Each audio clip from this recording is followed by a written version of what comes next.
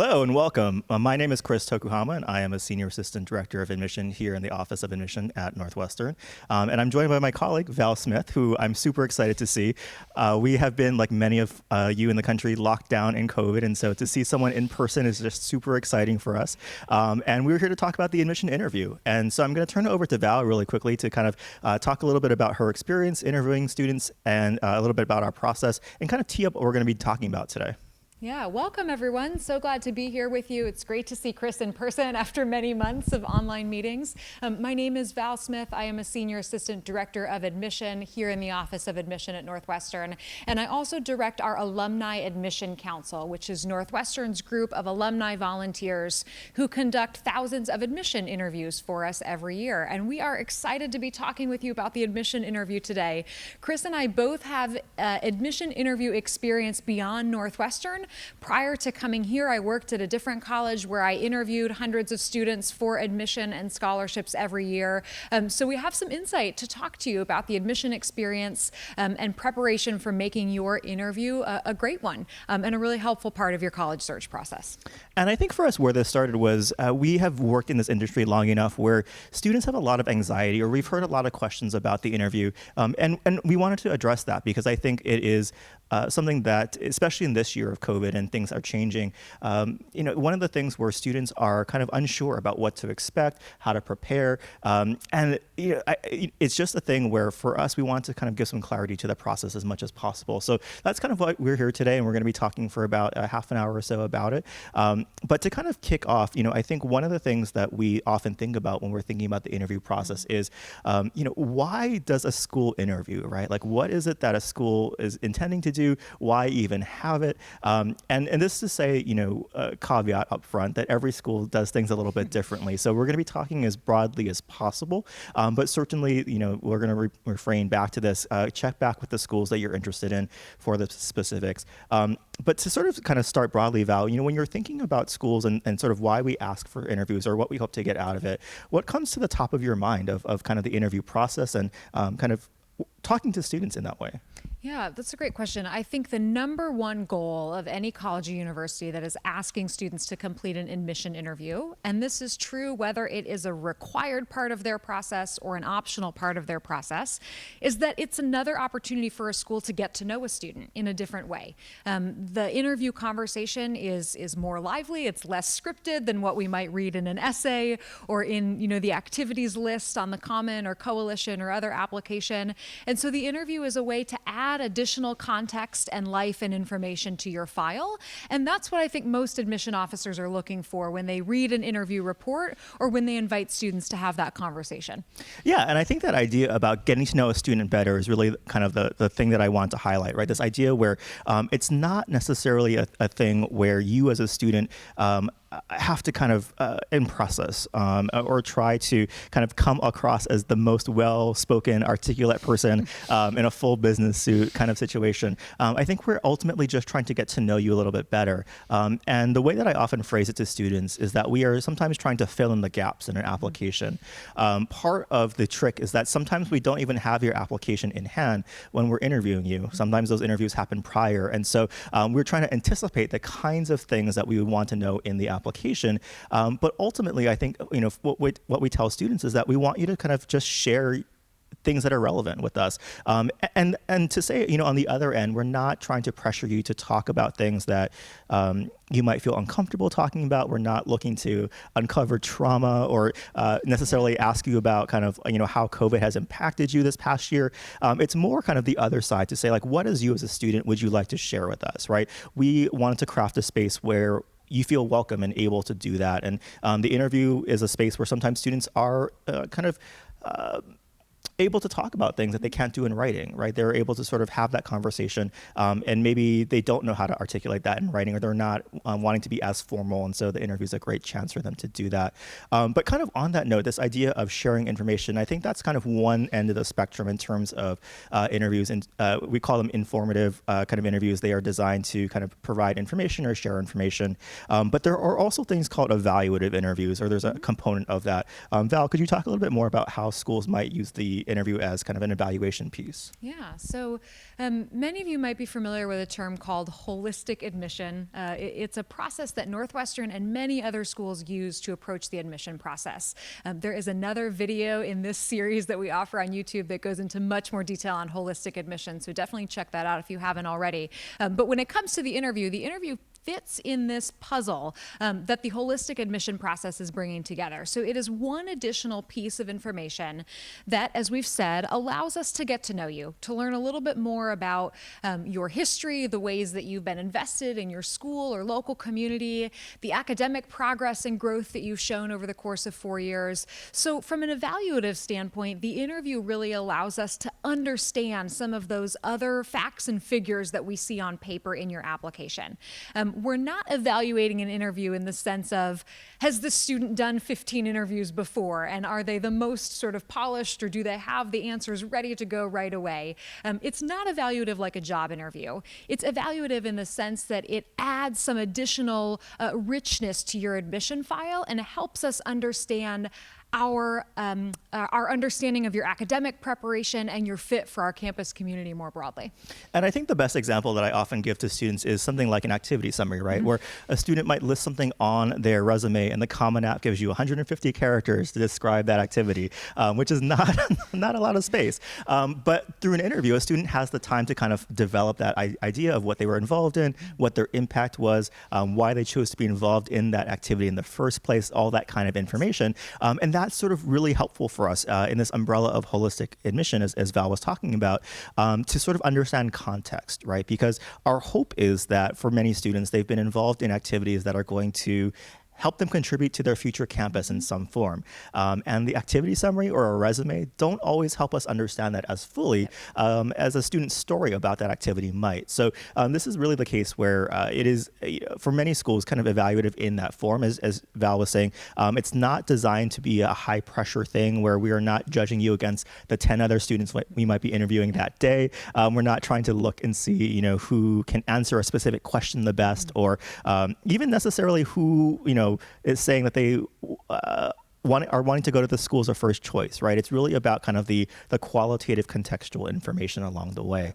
But I think, when we're thinking about interviews and sort of helping students to prepare for it, part of it is also understanding, how do you actually kind of, as a student who probably haven't interviewed before, or maybe haven't interviewed prior to being a high school senior, how do you sort of get equipped to start that process? What do you need to know? Because I think we get a lot of questions often from students who are asking things along the lines of like, how do I prepare? What do I do? And all that sort of stuff. And so again, in the spirit of staying broad, I think we want to kind of talk about kind of general ideas or tactics that students want to employ in order to sort of go about that process. But I think part of that is for us understanding in many ways how a student just even starts the process, right? When we were requesting interviews and going along those lines, different schools will treat those differently.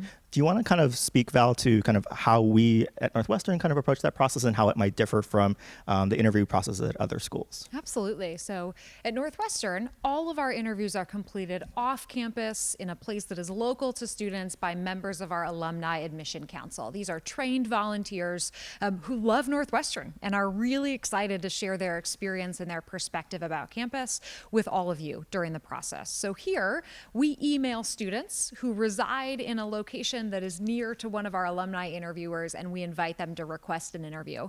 It's an entirely optional part of the process, and we can talk a little bit more about why students might want to take advantage of an optional interview. But it really is up to the student to take advantage of that and then to coordinate a meeting with an alum local to them.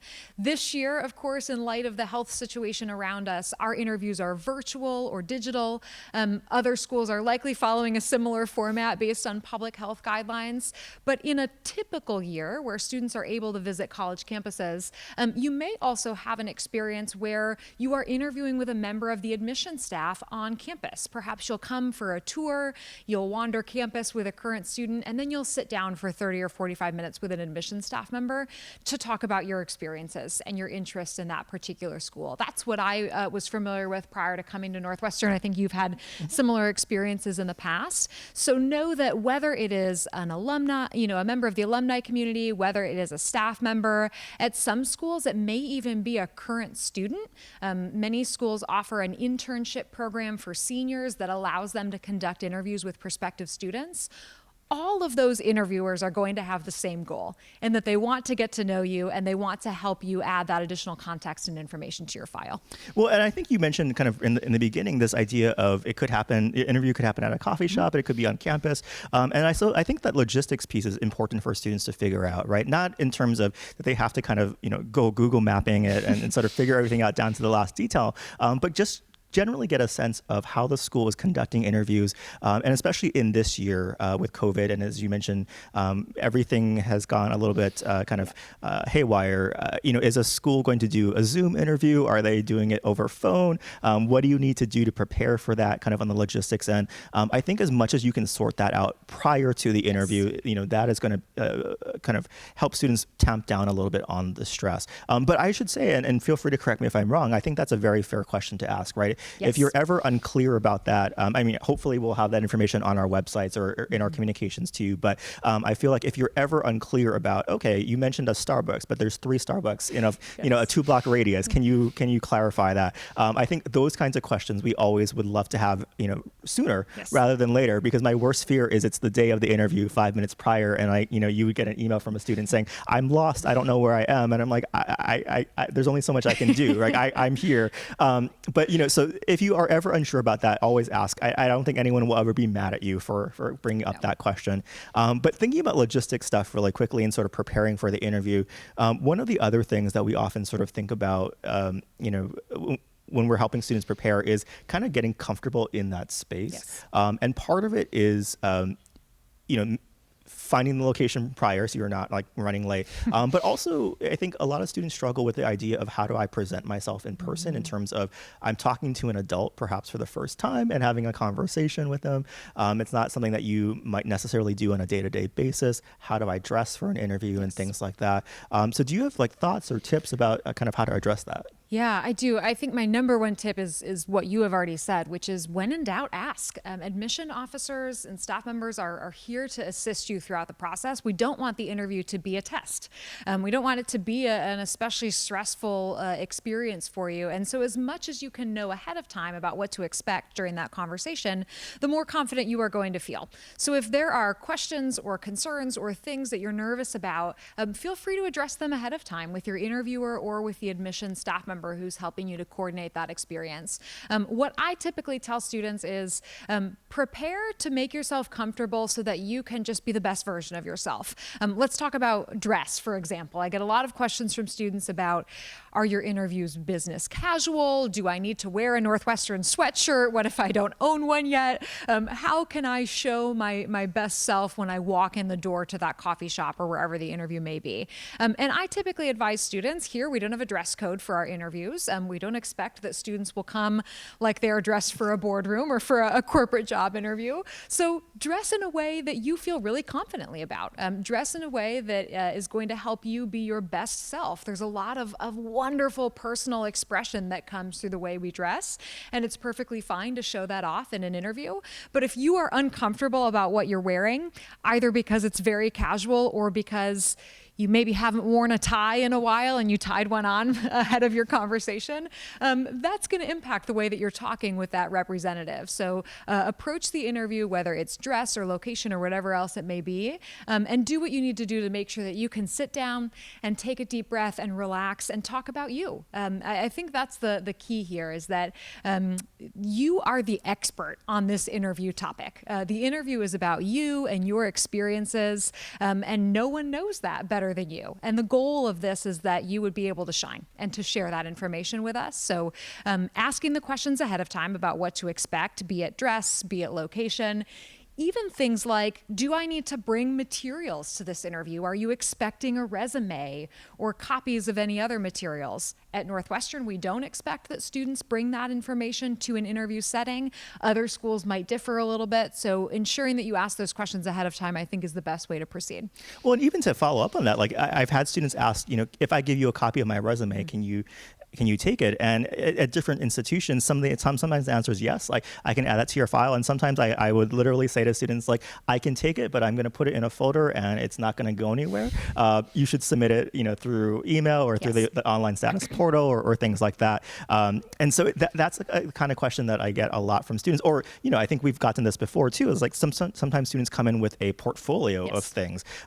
More often it's related to arts or performance or things along those lines. But one time I had a student who wanted to submit a portfolio of just sketches that he did on the side for fun. And I was like, I can take this for you, but it's not going to go anywhere. And so it's really up to you. And he was like kind of a little bit shocked by that. And I was like, well, I'm trying to be as honest with you as possible. So to get back to your point, it's really like, just ask the school. Like if I were to come to the interview with X, Y, and Z, would that be appropriate? Would that be something that you could do? And I think we'd like to be as upfront as we can about that. I don't think anyone's going to try and, hand wave or kind of make that process more complicated than it needs to be. But thinking about this idea, I really like that phrase that you said about being the best version of yourself. I think that is kind of a great framework for students to think about the interview. And that idea that you are the expert, right? Ultimately, I think for many of us who are conducting interviews, it's about guiding the conversation. It's about sort of helping the conversation move smoothly. But you as the person being interviewed know all the answers. That is the secret of the interview. Any question that we ask, you are going to know the answer to, hopefully. And it's really a case where, what we want to do is to encourage you to feel comfortable in that space to kind of share that information. And so I mentioned that because I've had a lot of students, and you might have had this too, Val, where they come in and they're just so over-prepared and they have a script, and you can see the gears kind of turning in their head of like what they wanted to say. What I tell students quite often is that, many times I think it's helpful to have a set of talking points of things that you think are important and that you want to convey to the admission committee. And the way that I phrase that is, imagine that you are standing in front of the admission committee, this imaginary group of folks, and you can talk to them about whatever you want. You have the floor, you have a captive audience. What would you think is most important for them to know about you, right? That's probably some of the information that would want to appear in the interview. And it's really a case where that's the kind of stuff in the background that I want a student to have, but not have their entire interview planned out, or to say like, if a student, an interviewer asks me, why are you applying to a school like Northwestern? I have this 50-second response, right? Because I think ultimately at the end of the day, we can sense that students are kind of over-prepared. And we're human. We want to connect with you, and that sort of gets in the way of that. And so as much as you can, I think, have an idea, have some preparation about kind of what your thoughts are about things, but don't go so far necessarily as to kind of like rehearse answers to questions. It's ultimately a conversation, and that's the best way that I can phrase it. Yeah, it's not a rehearsed question and answer. It's not a frequently asked question list about yourself. It is a conversation with another human, and I think thinking about it from that perspective will help you feel more authentic about the answers that you're giving. Yeah, and ultimately, I think we want you to feel good about the process, right? And I think Val, you champion this as well, is to feel like, after you leave the interview, like you feel really good about it. And what's the phrase that you use? Like you rock the interview, or? Yeah, that's my goal when I interview students, or when I did in the past, is that, no matter what we covered in that conversation, I want students to walk away feeling like they rocked it, like they were able to share the things that they love about themselves and the work that they've done over the past 4 years. Creating that environment where students can be excited about that was exciting to me as an interviewer, and it's what I hope is happening with our alumni interviewers that I work with as well. Yeah, and I think that's, so if you can sort of like take a step back and say, there might be an element of the interview that is evaluative, as we talked about earlier, but ultimately at the end of the day, it's for you as a student to feel like you were able to convey the information that you needed to the school, that you feel good about the process, to clarify any questions that you might have about the interview process or admission process itself. And so I think, a lot of times our alums will leave kind of an open-ended period at the end where they can our students can ask questions. It's a great chance for you as a student to say like, oh, okay, I'm not really sure about what to do next, or maybe I wanted some more clarification about a particular program, and the alum interviewer might not have the exact answer on their fingertips. fingertips, but generally speaking, they can probably refer you to someone so you can get that answer. And that's a perfectly valid reason to have an interview, right? And I think at the end of the day for us, it boils down to, why should I interview is the question. And the answer that I kind of jokingly give is because you have a reason to, right? There's something that you want to convey to the admission committee. There's a question that you have. Maybe you want to learn more about the student experience and sort of want to talk to one of our alum interviewers about that. I think all of those reasons are perfectly fine. The worst interviews that I had, and not negatively impacting a student, but just sort of like I didn't get a lot out of them, and kind of what we talked about earlier, that's one of our goals, is I've had students who, when I worked for another institution, talked about our football team for 20 minutes. And I was like, that's great. I can have that conversation with you, and I'm happy to do that. But ultimately, at the end of the day, that doesn't help me understand why I should admit you more, right? It's different if a student says, look, I'm looking for a school that has a large sense of school spirit. I really love being in an atmosphere at a stadium where there's a lot of people who are painting their faces, and that's something that I'm looking for. I want that sense of community, and it's revolving around athletics. That tells me a little bit about a student, right? That's something that I can use. But a student who wants to talk to me about our star quarterback, I'm like, okay, we can talk about stats, and we can talk about sort of what's happening, but that's not helpful for me at the end of the day. And so it's really kind of that idea of sort of understanding why you're interviewing as a student and kind of getting that in your head before you come to the interview that I think is really, really important.